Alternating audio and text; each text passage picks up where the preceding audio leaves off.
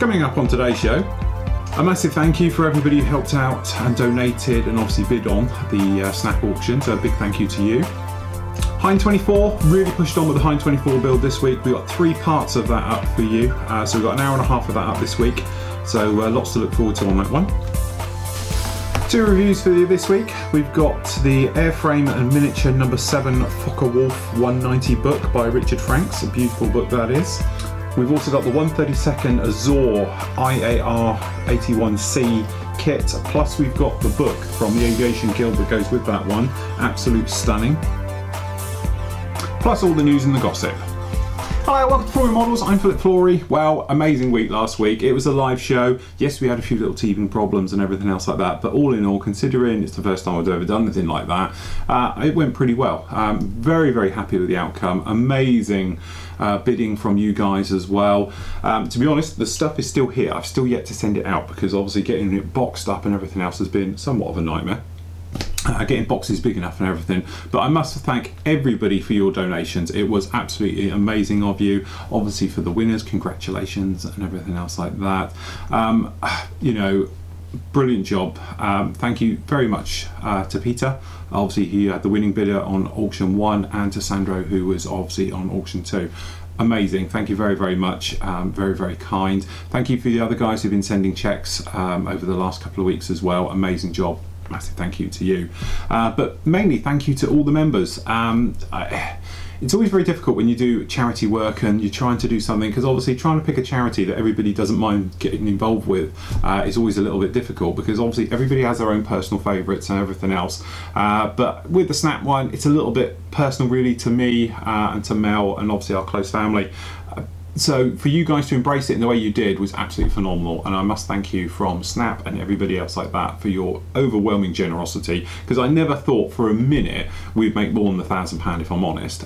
We almost reached 3,000 in total, which is absolutely stunning, but you guys donating kits and the quality of the kits that came out as well, and airbrushes and books, and you know, this wasn't just stuff you've had kicking around. I know a lot of you went out and bought kits to donate or bought books to donate and things like that, and so really thank you so much from everybody. It was a fantastic thing, and well, same time next year, I don't know, we'll think of something anyway. As I say, I don't want to sort of, you know, blast you all with sort of my charities and things like that. I know there's a lot more worthy ones out there at the moment and everything else like that, so certainly plenty to do over the next sort of year, and then we can arrange something as we go right the way through. So again, massive thank you. Anyway, what do we got this week? To be honest, I haven't done anything on the bench whatsoever because I've been tied up with other projects going through, which is quite handy because I got nicely ahead on the Hind this week. There's 2 parts up for you. There's part 9.5, okay, because part 9 went up on Wednesday, I do believe, and that was the next bit as promised for the Hind. And we talk about airbrushing and painting and using the I.A.R paints and stuff like that.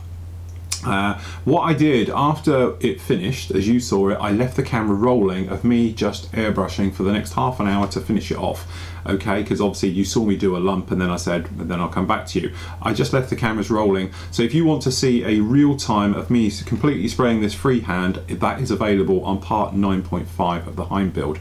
As I said, it's a straightforward, no me, you know, talking. There's a little bit at the end, I talked to you at the end, but generally it's just me and an airbrush and laying down paint on the Hind and going right the way through. So if you like something a little bit different, tell me how you feel about it. If you liked it, if you didn't, you know, I don't want to bore you all to death by filming every last minute, but normally the cameras are always rolling, so if you guys really enjoy it and it's nice just to see it, then I'll start putting more of them into the actual shows themselves, or perhaps calling them the 0.5s of things, so you get a proper one for you guys who don't want to get bored and sit through just hours of airbrushing. For the guys who do want to see it, if you do want to see it, it's not a problem these days. We can get it uploaded, get it up onto the server, and you can have it as background noise or something else like that. But generally, as you can see, the shark's mouth's on this one. So you've got part 9, part 9.5 and part 10 up on the site now. So you've been sport this week, so there's an hour and a half about building the Hind. Obviously it's covering all the I.A.R paints, all the bleaching, fading, camo work and everything we've got on with this one. It talks about when decals shatter and blow up and cause absolute nightmare with your decal finishes and everything else, because I, to be honest, use the Linden Hill ones. They've shattered and they've destroyed these, so it's using using lots of softeners and setters and everything else to get them back all into position and everything else like that. So that'll get you up to part 10, so quite a few jumps up this week and everything else. We also do a little bit about the actual rotor head, doing your rotors, taking care of them, we're wiring up and weathering in and everything else like that of the rotor head as well. So that'll get you up to part 10. As I said, because I haven't been on the bench, I haven't started on the Tornado, but certainly I will next week. Next week I am on the bench for the full 5 days and going to really push on with both of these and hopefully even get them out of the way so we can get on with the next projects, because I know loads of you, want to see me move on with all these things. Anyway, first up, we've got a review for you. We've actually got the review from Richard Franks and we've got the FW190.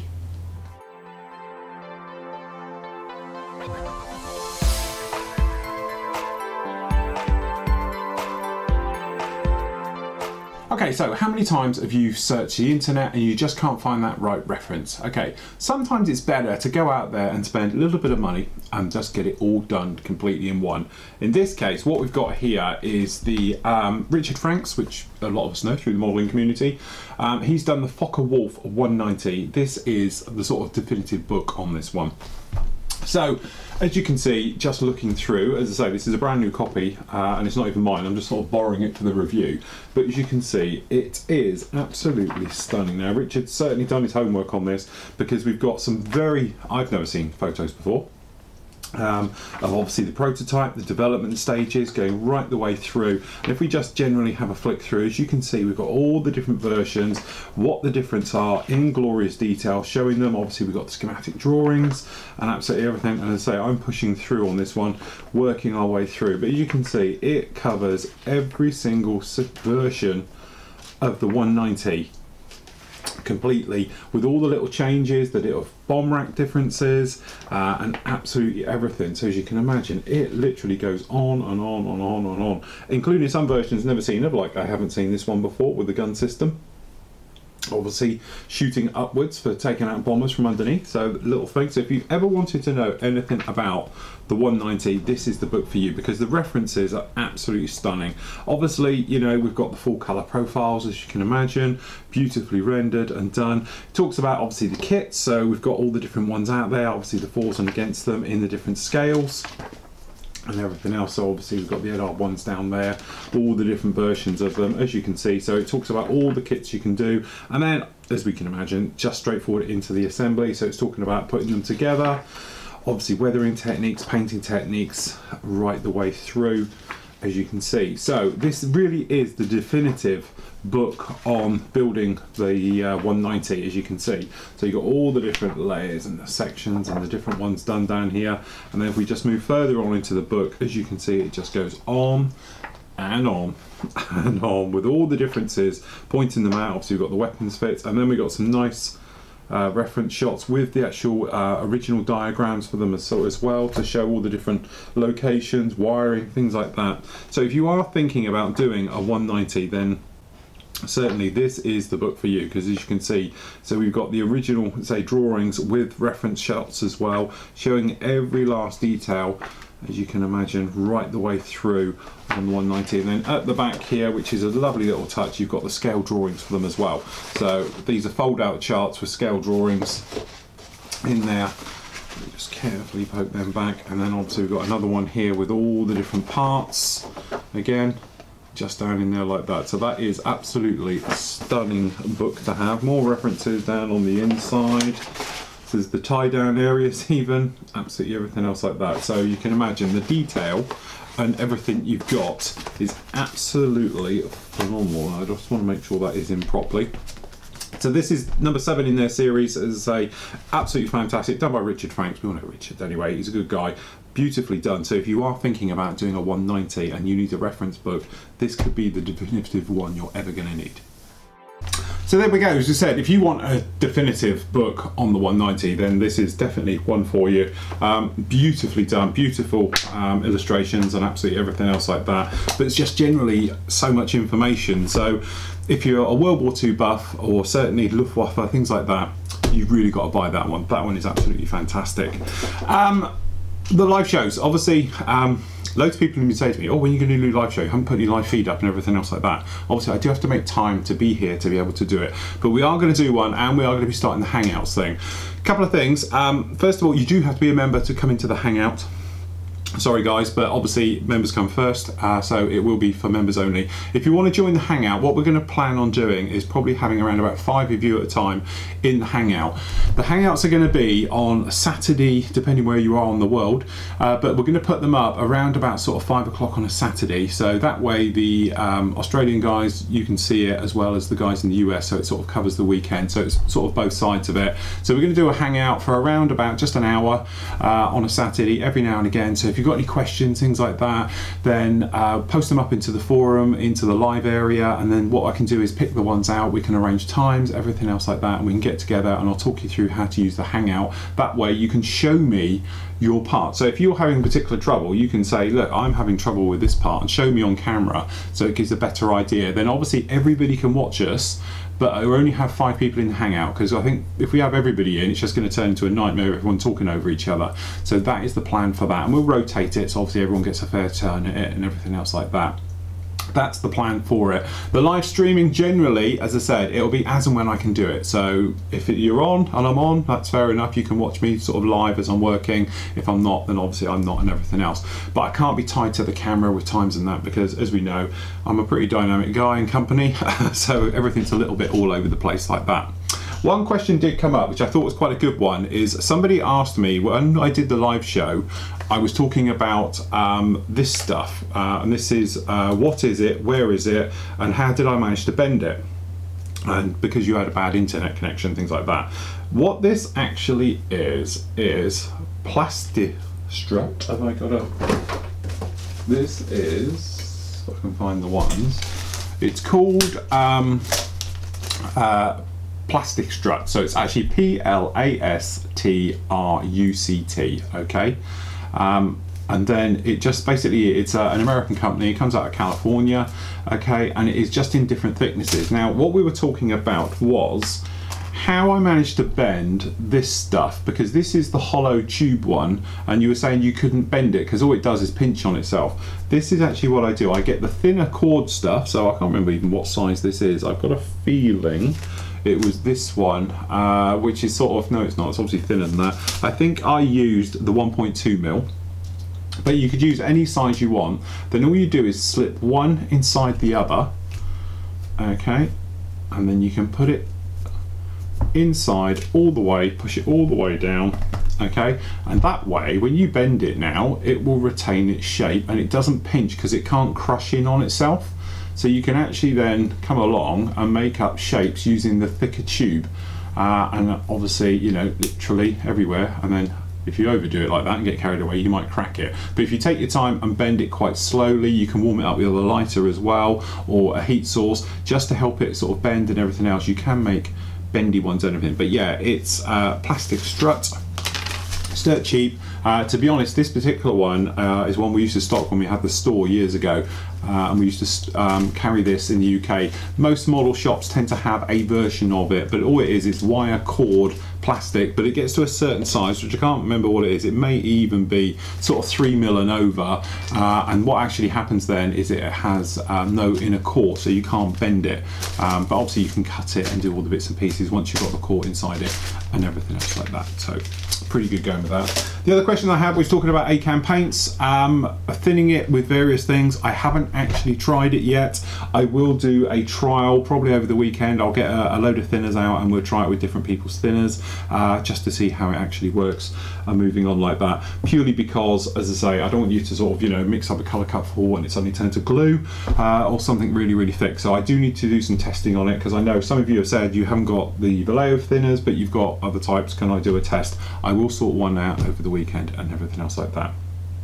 Anyway, next up we've got this little beauty. This is the Azur 132nd I.A.R 81C, plus we've got a book as well that goes along with it.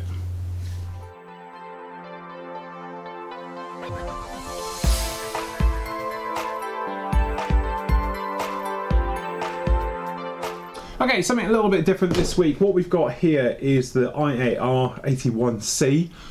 Okay, blank expressions across half the community, and half of you go, God, I've been waiting for one of them for ages.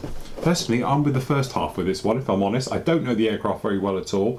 Azur from anyway, this is the 132nd kit of this one, and we've got a beautiful reference book as well, which we'll look at in a moment. So if we have a look at the kit first, as you can see, beautiful box art on the front. We've got, sorry it's all loose in here, the actual call-outs for the actual colour schemes you've got down here. A little bit onto it, as you can see, the box, it was 45 quid. Okay, usual thing about kit making, all of that. So, what do we get in the box? Now, as I said, this isn't my kit, so it's been lent it for review. I'm trying to get it out of the box is somewhat of an absolute headache. There we go. So, down in here, if we have a look through the instructions first, so we've got some pack of decals and some bits and pieces. So, I don't know much about the kit, if I'm honest. I don't know much about the manufacturer or anything else, so we're going to do it on its own merits today, because purely, as I say, I don't know a great deal about it. So, as you can see, you've got the tree call-outs and the parts and everything else going through. We've got a little bit of photo etch, the clear parts, and some other little bits down in there. Quite nicely done, because it's all colour sort of exploded diagrams. If I actually run it over here, we can do it on this camera. With all the little parts down in there, as you can see, some nice colour call-outs, calling out in the actual guns colour range, and nobody else's, so you'll have to do your cross-reference on that one. And as I say, we seem to have, so you've got framework going in, usual thing, looks like it's probably photo etched parts for the flaps and areas like that. And then as we're working our way right the way down in here, you've got, imagine, wing section, fuselage going together. It's pretty quick build, but then we've got some nice detailing around this engine, plenty of parts going down in here to add some very nice detail. We'll have to see if this gets covered up. So you can actually do it, it looks like, with the covers on or off, so it's nice you'll be able to see the engine. And again, some very nice details going on top. So it looks like we've got a basic kit with all the little bits added onto it. And then going through a little bit more about the undercarriage going in, and then obviously the aircraft itself, very colourful markings with this yellow with over the green going in there. And as you can see, very nicely done all over, all the different markings you can imagine in there, and then some of the other one as well. As I said, we've spoken about limited run kits before.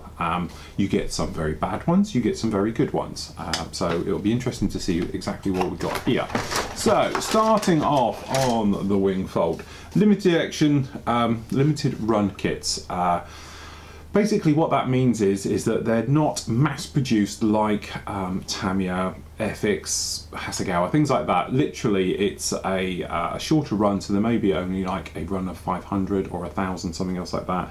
Because of the run length, obviously the quality of the sprue tends to be not as good as in the layout. So sometimes you get chunky joins on there, you get little bits of flash and stuff like that. That's because it's a limited run kit. Also the other thing, sometimes things like locating tabs don't really have them and things like that, because they're sort of engineering parts which sort of take it up to the next level.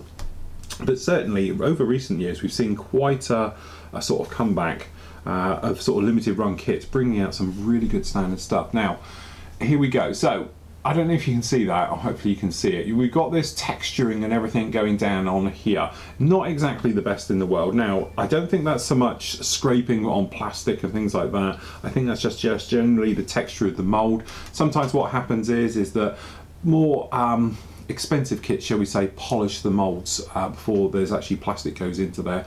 Other ones are sort of machined and they're left.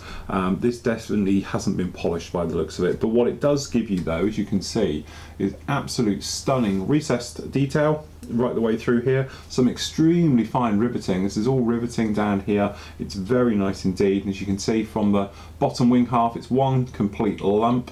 Okay, right the way through, it's got extremely nice riveting detail, so you've got a nice mixture of raised and recessed detail, but the entire thing, in fact we can do a little test on this, cotton bud test. If I come along here and pull this over, you might be able to hear, as we're doing it, this is a flat area here, you can hear it, it's extremely rough. and it will probably catch, I would have thought, fibres off of cotton buds. So it may need a small little sand over before you sort of run around with it. What we're talking about here, we've got no ejector pins really massively out. You can see they're all a little bit heavy. This one here I'll take care of. You're going to have to take them out, but that's the thing, you're going to get ejector pins, and there is no locating pins either whilst we're on the same subject. So these down in here, you might need to take some of these out to get a nice fit down. Should be okay, but as I said, these are just the little things you put up with. But on the other hand, we've got the control surfaces, so we've got some nice detailing going down in here with these recesses and everything else like that. This mould is a lot smoother, it's not as rough as the other one, but as you can see, it doesn't look too bad at all. Some quite nice parts down in there on the inside. Again, you know, you're going to have to take care of these before you come in, but this is a limited run kit. You do pay a little bit more for limited run kits purely because there isn't zillions of them kicking around to get the money back on the actual mould, so that's the only drawback to it. But back down here on the fuselage, again, a little bit crude, a little bit rough, shall we say, but it's adequate, it'll be fine. This sort of working here on the top, catch it in the light, but it just looks a little bit rough. Not too bad. The actual cowl sections and everything else seem to be pretty nice, no problem with those at all. We've got some nice details down on the inside here. You know, again, the ejector pin marks around here. Things like this guy at the back, you probably see he's hanging right over, you're going to have to take care of sand down and everything else, but generally it's not too bad, it's okay. I've seen worse limited run kits, it's just that you don't have that crispness, the texture and everything else. So down here on the actual sprue, we've got the small parts, we've got no real flash anywhere, which is quite a nice touch. The detail's pretty good, there's no real burring on any of the parts. That is, you know, a couple of swipes of the sanding stick wouldn't take care of, but you can see, considering they're very small parts, they're not too bad at all. Okay, and here we are on the back side, no problems with that. But you say no flash, no problems that really sort of jump out and get you. Unfortunately, we've got a broken part there. But on this guy, we just do it in two halves. As you can see, we've got these cylinder heads, nice little touch, very clean, very sharp moulding and everything else like that as it goes around. A little bit of flash around the wheels, but you're going to be sanding them anyway. Okay, the actual gear, there's a little bit of burring down there from both sides of the actual mould where it's sandwiched together, but that's quite easy to take care of. Okay, and here we are on the other side, on the blind side. Again, you're going to have to take care of some of these lumps and bumps in here, but generally pretty good all over. Can't complain about it. Now, limited run kits, where it falls short on perhaps the crispness and the detail and all the little pieces, what you normally get, and you do with this one, is a little bit of resin. So down here we've got the exhausts, we won't get them out, they're not hollow, but they've got a nice sort of divot into those, which is quite a nice touch, and all the parts there, it's got a little bit of resin just to liven it all up. And we will have somewhere, here it is, we've got a little bit of photo etch, you know, just for harnesses, some of that detail around the engine and the various parts, so that's quite nice. Okay, now the clear parts, these sometimes is where it falls flat on its face. As I say, it's not my kit this, so we'll be a little bit delicate how we get this out, but that looks pretty good. So hopefully you can see we're not too bad, especially after recent ones. As I say, I won't take too much about that warpage, I think that's just generally everything else. I'll just hold it up to the light. That's nice and clear, no problem with that at all. Plenty of texture on the blind side, which is obviously not the clear part, but certainly the clear part itself is absolutely crystal clear. Got no problems with those at all, they are absolutely lovely. A couple of little lights on there as well, so that's a very nice touch. Okay, so if we can pop that down in there. Okay, and these decals, which to be honest I'm not going to get them out, they look very nice, I can't see any problem. There's no massive carrier film around there, they seem to all be in register and absolutely everything. As I say, it's not my kit to pull apart really on this one, but certainly does look the part. Quite a nice touch. Now normally that would be brilliant and good enough for most of us, but what you actually get, and especially for someone like me who doesn't know about the aircraft, you can also buy this little guy. This is separate, doesn't come with a kit, but this is a book completely about it. And earlier in the show we saw the one on the 190. Well, this is from a different guy. This is from, is that Radu Brinsnen? Sorry, I probably just mutilated your name. Quite a nice one actually, because this one's a signed copy. Again, it's not mine, but We just center it all up. But as you can see, this is all about the I.A.R 80 and the 81 versions. And again, if you don't know about a subject and you like your history, you like your knowledge of aviation, things like that, these are absolutely beautiful books. So going right the way through, obviously completely from its development, the very early stages, you can imagine, beautiful drawings and photographs and everything else like that. These are obviously the original artwork ones, I presume. And then obviously we've got the profiles, which is a lovely shot as well. And then going through all these different versions. So this is like versions 21 to 50 in this particular configuration, as you're working your way down 51 to 75. So you don't get many books that do that. But you can see we've got great reference shots with all the different versions and how they went through. And it's quite nice when you see ones like have crashed and been in accidents as well, so it gives you great ideas for dioramas. But as you can see, this is another extremely comprehensive book that talks about every single different version of this particular aircraft, going all the way through. And as you can see, you get some beautiful photos. Just have to show you that one on close up. That's absolutely stunning photo, so clear. And again, it's a crash one, which makes for a nice diorama. Okay, but as we're seeing, absolutely lovely all the way through here. We'll just skip through a little bit quicker, see if we can find anything. But all these different modifications, the two-seat trainer version there, nice touch. Again, having the profile drawing goes along with it, that if you wanted to do a conversion, scratch building, things like that, absolutely beautiful. Absolutely love this type of stuff. This is absolutely fantastic. These are obviously the original drawings for the aircraft, okay, with all the call outs for them each side as well. That's absolutely beautiful to see that. And now we're really getting into the details of things. We just show you on the close-up.